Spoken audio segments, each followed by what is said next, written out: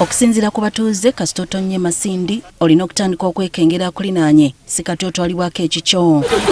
Obubbi buno obutaliiko misana na kiro bweraliikiriza abawangaalirayo. Babba amasimu obudde obw'emisana n'ekiro. Ate mu budde obw'ekiro waliwo patro oba okulawuna kw'ab'ebyokwerinda. Ababbi babaza poliisi weeva nga we babba. Poliisi okujja sayitaani z'ekiro, sayitaani z'ekiro abasumani baba bali pembeni. After the patrols of the police, zena abasumani batugwamu.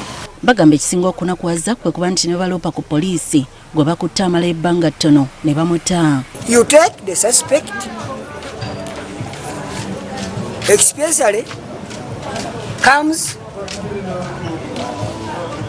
you find him when he's already at the place where you got him or her from.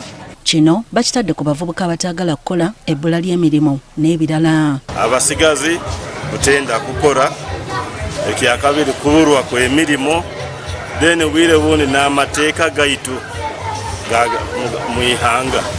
Waliwo abantu betujja tusiiba nabo nga banywa ng'abamu batudde tebalina mirimu ate obudde bwe buziba ne badda ku bannaabwe abaliyo okukola ate ne batugumbula. Wano Meeya wa Masindi Ronald Kyamuhendo wasabidde abatuuze okubeera abeegendereza nti ebyokwerinda bitandika na muntu ssekinnoomu. The responsibility of ensuring your safety is yours, starts with you and ends with you. Ye RDC agumizza abatuuze nti nabo tebatudde nga butuukidde olunaku olwaleero nga waliwo bakwatiddwa. Over 80 on remand, charged on various accounts of opium, possession of housebreaking instruments.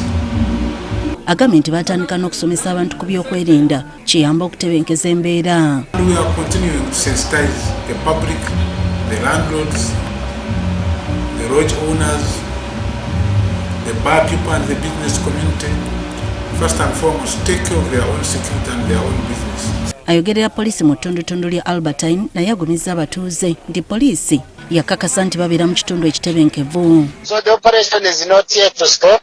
We are doing our normal operations, but they are still on. The number of them have been taken to court on charges of being possession of opium and common nuisance. Okusinziira ku poliisi waliwo abantu 100 abali mu mikono gyabwe. NTV